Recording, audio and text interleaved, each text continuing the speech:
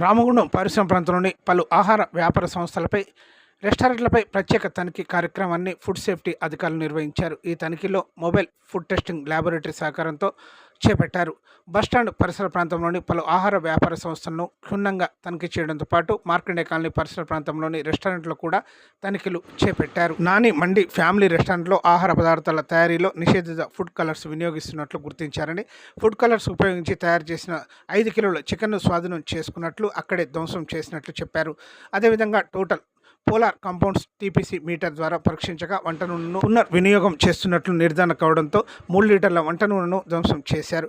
Kashmir sweet house snacks దుకాణంలో పరిశుభ్రత లోపాలు అధికంగా ఉన్నట్లు గుర్తించారు. అలాగే జైకా మండి రెస్టారెంట్లో మండి రైస్ తయారీలో ఫుడ్ కలర్స్ వినియోగిస్తున్నట్లు గుర్తించడంతో పచ్చిగుడ్లతో తయారు చేసిన మయోనైస్ నిల్వ ఉంచినట్లు గుర్తించినట్లు, 8 కిలోల మండి రైస్ మరియు 2 కిలోల మయోనైస్ను స్వాధీనం చేసుకొని ధ్వంసం చేశారు.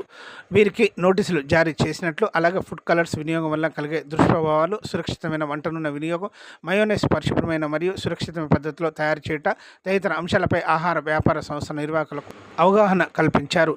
ఆరోగ్య పరిరక్షణ దృష్ట్యా ప్రత్యేక తనిఖీలు నిరంతరం కొనసాగుతాయని తెలిపారు. ఆహార భద్రతా నిబంధనలు ఉల్లంఘించే వారిపై చట్టపరమైన చర్యలు తీసుకోబడతాయని ఫుడ్ సేఫ్టీ జిల్లా అధికారి వి అంకిత్ రెడ్డి పేర్కొన్నారు.